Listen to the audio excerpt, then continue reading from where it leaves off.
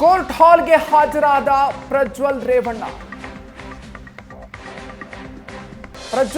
ಈಗ ಕೋರ್ಟ್ ಹಾಲ್ಗೆ ಆಗಮಿಸಿದ್ದಾರೆ.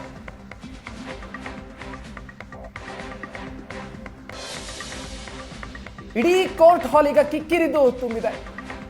ದೊಡ್ಡ ಪ್ರಮಾಣದಲ್ಲಿ ವಕೀಲರು ಕೂಡ ಸೇರಿದ್ದಾರೆ. ಹೈ ಪ್ರೊಫೈಲ್ ಕೇಸ್ ಇದು. ಹಾಗಾಗಿ ಈ ಕೇಸ್ಗೆ ಸಂಬಂಧಪಟ್ಟಂತೆ ಶಿಕ್ಷೆಯ ಪ್ರಮಾಣ ಯಾವುದಾಗಿರುತ್ತೆ ಅನ್ನುವಂಥ ಕುತೂಹಲ ಈಗ ಎಲ್ಲರಲ್ಲೂ ಇದೆ. ಈಗ ಕೋರ್ಟ್ಗೆ ಹಾಜರಾಗಿದ್ದಾರೆ ಪ್ರಜ್ವಲ್ ರೇವಣ್ಣ.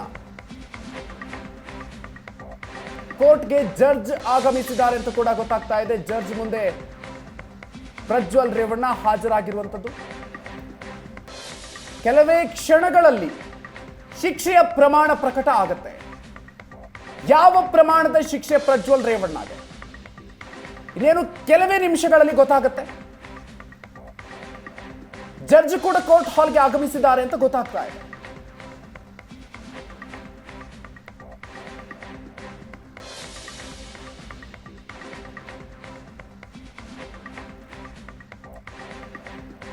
ಮನೆ ಕೆಲಸದಾಕಿಯ ಮೇಲೆ ನಡೆಸಿರುವಂತಹ ಅತ್ಯಾಚಾರ ಪ್ರಕರಣದಲ್ಲಿ ಅಪರಾಧಿ ಪ್ರಜ್ವಲ್ ರೇವಣ್ಣಗೆ ಯಾವ ಪ್ರಮಾಣದ ಶಿಕ್ಷೆ? 10 ವರ್ಷ ಶಿಕ್ಷೆಯೋ ಅಥವಾ ಜೀವಾವಧಿ ಶಿಕ್ಷೆಯೋ? ಸ್ವಲ್ಪ ಹೊತ್ತಿನಲ್ಲೇ ಗೊತ್ತಾಗುತ್ತೆ.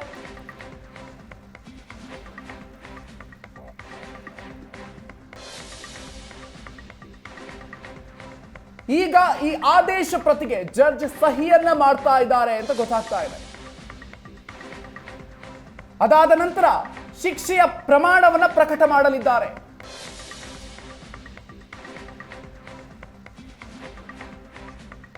ಮನೆ ಕೆಲಸದ ಆಕೆಯ ಮೇಲೆ ನಡೆಸಿರುವಂತಹ ಅತ್ಯಾಚಾರ ಪ್ರಕರಣದಲ್ಲಿ ಪ್ರಜ್ವಲ್ ರೇವಣ್ಣ ಯಾವ ಪ್ರಮಾಣದ ಶಿಕ್ಷೆಗೆ ಒಳಗಾಗ್ತಾರೆ ಅನ್ನುವಂಥ ಹಿನ್ನೆಲೆಯಲ್ಲಿ ಆ ಆದೇಶ ಪ್ರತಿಗೆ ಈಗ ಸಹಿಯನ್ನ ಹಾಕ್ತಾ ಇದ್ದಾರೆ.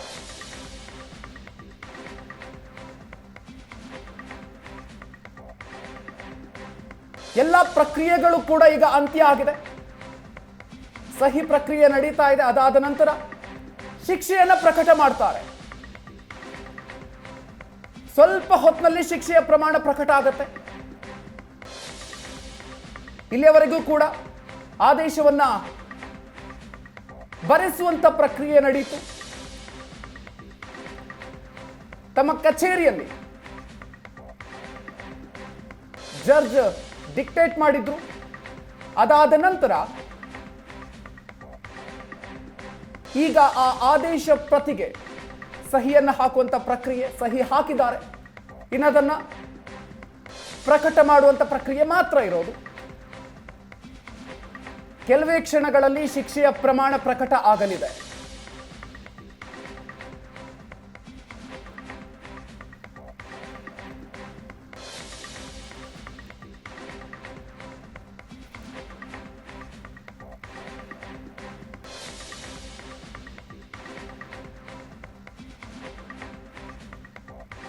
ಇಡೀ ದೇಶವನ್ನ ಬೆಚ್ಚಿ ಬೀಳಿಸಿದಂತ ಪ್ರಕರಣ, ಕಳೆದ ವರ್ಷ ನಡೆದಿರುವಂತಹ ಪ್ರಕರಣ. 14 ತಿಂಗಳುಗಳ ಕಾಲ ಕಾನೂನು ಹೋರಾಟದ ನಂತರ ಈಗ ಶಿಕ್ಷೆಯ ಪ್ರಮಾಣದ ಹಂತಕ್ಕೆ ಬಂದಿದೆ. ನಿನ್ನೆಯಷ್ಟೇ ಈ ಪ್ರಕರಣದಲ್ಲಿ ಪ್ರಜ್ವಲ್ ರೇವಣ್ಣ ಅಪರಾಧಿ ಅಂತ ತೀರ್ಪು ಪ್ರಕಟ ಆಗಿದೆ. ಗರಿಷ್ಠ ಜೀವಾವಧಿ ಶಿಕ್ಷೆಯವರೆಗೂ ಕೂಡ ಶಿಕ್ಷೆಯನ್ನು ನೀಡಬಹುದಾಗಿರುವಂತಹ ಪ್ರಕರಣ ಇದು. 10 ವರ್ಷದಿಂದ ಜೀವಾವಧಿ ಶಿಕ್ಷೆ,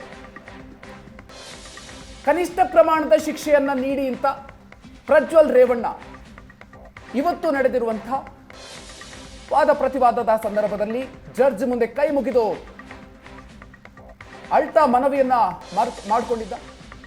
ಅದರ ಜೊತೆಗೆ ಯಾವುದೇ ಕಾರಣಕ್ಕೂ ಕೂಡ ಜೀವಾವಧಿಗಿಂತ ಕಡಿಮೆ ಪ್ರಮಾಣದ ಶಿಕ್ಷೆಯನ್ನು ಕೊಡಬಾರ್ದು ಅಂತ SPP ಕೂಡ ಅನೇಕ ವಿಚಾರಗಳನ್ನು ಮುಂದಿಟ್ಟು ವಾದವನ್ನ ಮಂಡಿಸಿದ್ರು. ಈಗ ಇನ್ನೇನು ಕೆಲವೇ ಹೊತ್ತಿನಲ್ಲಿ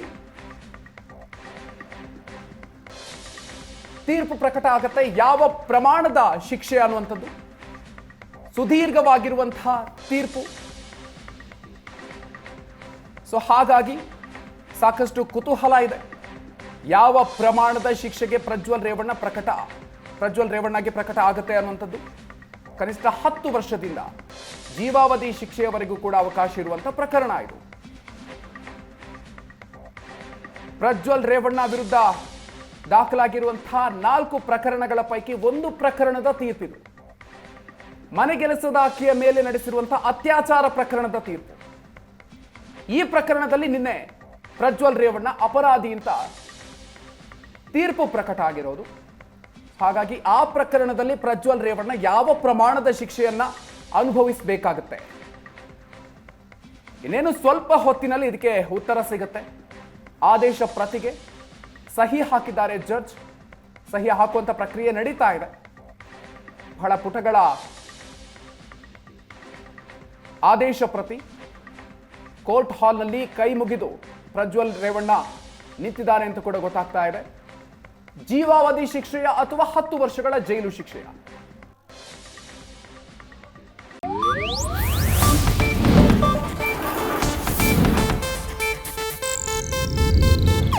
ಇದು ಏಷ್ಯಾನೆಟ್ ನ್ಯೂಸ್ ನೆಟ್ವರ್ಕ್ ಪ್ರಸ್ತುತಿ.